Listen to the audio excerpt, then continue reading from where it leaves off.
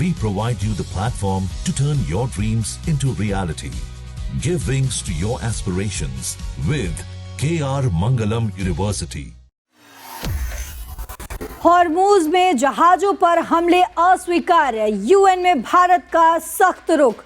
तो ये बड़ी खबर आपको बता रहे हैं, जहां भारत ने पश्चिम एशिया में युद्ध के दौरान वाणिज्यिक जहाजों को निशाना बनाए जाने की निंदा की है और कहा है कि ये अस्वीकार्य है। पूरी तरीके से इस बार खुलकर भारत ने कह दिया कि आप स्ट्रेट ऑफ हॉर्मूज से गुजरने वाले किसी भी जहाज पर हमला करते हैं तो ये हमें अस्वीकार्य है। भारत ने हॉर्मूज स्ट्रेट के जरिए जहाजों की स्वतंत्र आवाजाही और वैश्विक व्यापार को जल्द बहाल किए जाने की अपील भी की है।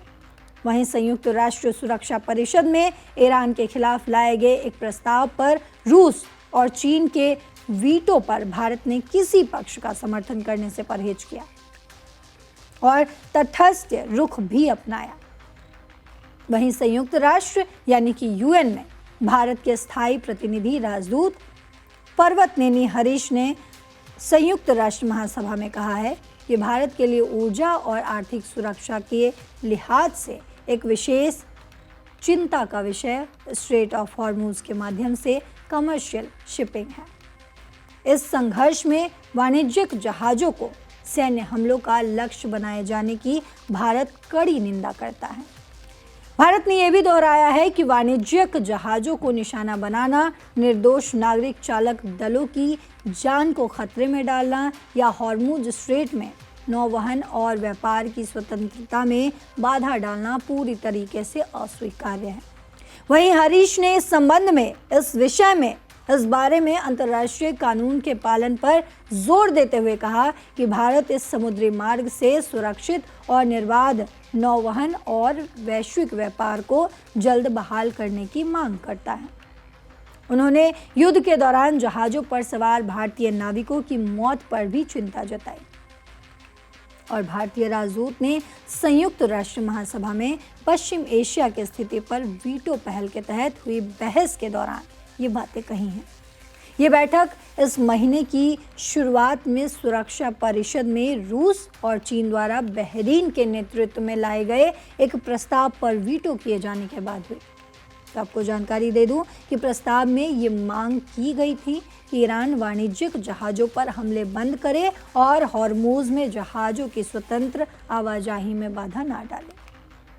तो जहां इस युद्ध के बीच खबर लगातार सामने आ रही है कि ईरान और अमेरिका की तरफ से ये क्लियर कर दिया जा चुका है कि स्ट्रेट ऑफ हॉर्मूज को सीज फायर जब तक लागू है तब तक के लिए खोला जा रहा है। तो वहीं इसी बीच यूएन में इससे कुछ ही क्षणों पहले जो है यूएन में भारत ने ये क्लियर किया कि अगर आप स्ट्रेट ऑफ हॉर्मूज से गुजर रहे किसी भी जहाज़ पर हमला करते हैं तो वो हमें अस्वीकार्य है।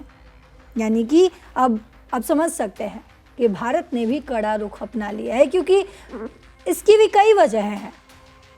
इसकी एक बहुत बड़ी वजह ये है कि जो स्ट्रेट ऑफ हॉर्मूज में स्थिति पैदा हो रही है उसकी वजह से तमाम देश जो हैं उससे प्रभावित हो रहे हैं, उससे जूझ रहे हैं और एक समय आता है जब सामने से रिएक्ट करना पड़ता है और कहीं ना कहीं वही स्थिति बनती जा रही है।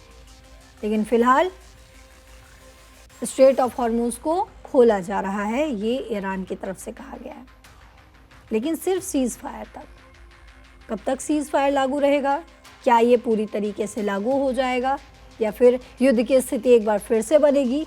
ये अभी इन तमाम सवालों पर जो है प्रश्न चिन्ह लगा हुआ है, लेकिन आने वाले समय में सबके जवाब सामने आएंगे।